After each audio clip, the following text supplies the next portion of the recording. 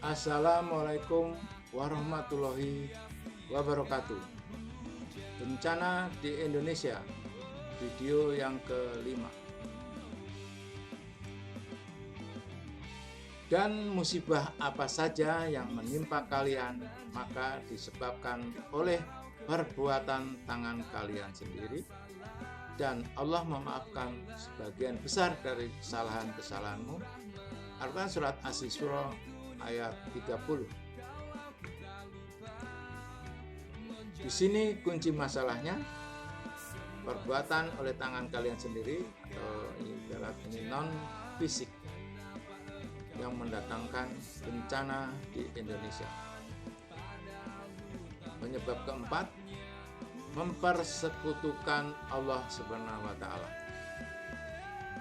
Katakanlah, siapakah yang dapat menyelamatkan kamu dari bencana di darat dan di laut, yang kamu berdoa kepadanya dengan rendah diri, dengan suara yang lembut, dengan mengatakan, sesungguhnya jika Dia menyelamatkan kami dari bencana ini, tentulah kami menjadi orang-orang yang bersyukur. Al-Quran Surat Al-An'am ayat 63. Katakanlah, Allah menyelamatkan kamu dari bencana itu dan dari segala macam kesusahan. Kemudian kamu kembali mempersekutukannya.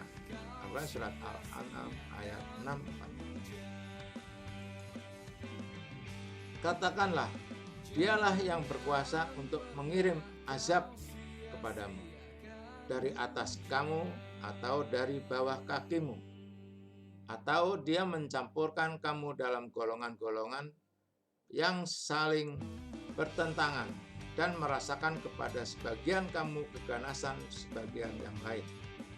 Perhatikanlah betapa kami mendatangkan tanda-tanda kebesaran kami silih berganti, agar mereka memahaminya. Al-Quran Surat Al-An'am ayat 64. Inilah perbuatan manusia yang mempersekutukan Allah Subhanahu wa Ta'ala. Di dalam firman yang dipertegas lagi, diperdetail lagi, bagaimana perbuatan manusia yang menyekutukan Allah tersebut.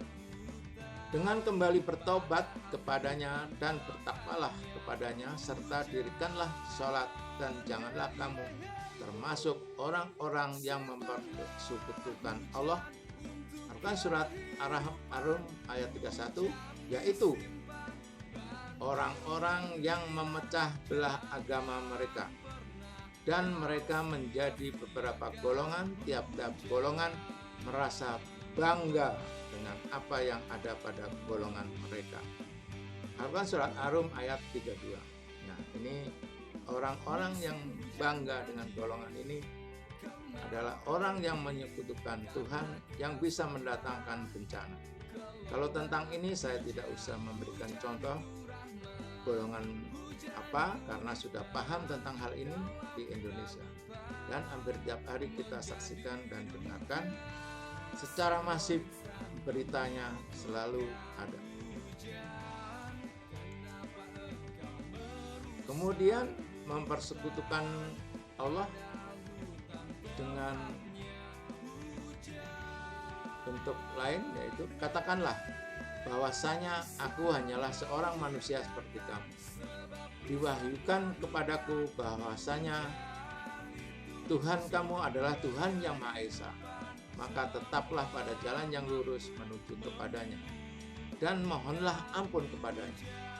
Dan kecelakaan besarlah bagi orang-orang yang mempersekutukannya. Al-Quran Surat Fussilat ayat 6, yaitu orang-orang yang tidak menunaikan zakat mereka, kafir akan adanya kehidupan akhirat. Al-Quran Surat Fussilat ayat 7. Nah, ini orang-orang yang tidak menunaikan zakat, atau ya artinya orang ini pelit, ya, tidak mengeluarkan kewajibannya zakat atau bahkan sedekah. Nah, ini orang-orang yang mempersekutukan Allah, dan ini yang bisa mendatangkan bencana di Indonesia jika orang-orang seperti ini masih banyak secara masif ada di Indonesia. Kemudian yang lainnya, dan Tuhanmu telah memerintahkan supaya kamu jangan menyembah selain Dia. Nah, selalu yang ibaratnya syirik ya, atau menyekutukan. Kamu berbuat baik pada ibu bapakmu dengan sebaik-baiknya. Jika salah seorang di antara keduanya atau kedua-duanya sampai berlanjut dan pemeliharaanmu, maka sekali-kali janganlah kamu mengatakan kepada keduanya perkataan "ah", dan janganlah kamu membentak mereka, dan ucapkanlah kepada mereka perkataan yang mulia. Al-Quran Surat Al-Isra ayat 23. Ini artinya anak durhaka. Nah, jadi kalau di Indonesia masih banyak anak yang modelnya seperti ini, itu salah satunya adalah yang mendatangkan atau yang mengundang bencana di Indonesia. Dan janganlah sekali-kali mereka dapat menghalangimu dari menyampaikan ayat-ayat Allah sesudah ayat-ayat itu diturunkan kepadamu. Dan serulah mereka kepada jalan Tuhan. Dan janganlah sekali-kali kamu termasuk orang-orang yang mempersekutukan Tuhan. Al-Quran Surat Al-Kahsah ayat 87. Ini artinya menolak Al-Quran, jadi menghalangi orang yang menyampaikan kebenaran. Saya menyampaikan ini juga salah satu kewajiban sebagai yang menyampaikan ayat-ayat Allah, kebenaran ayat Allah. Kalau saya tidak sampaikan kebenaran ini, saya kena disanksi daripada ayat ini, yaitu mempersekutukan Tuhan. Demikianlah, billahi taufik wal hidayah. Wassalamualaikum warahmatullahi wabarakatuh.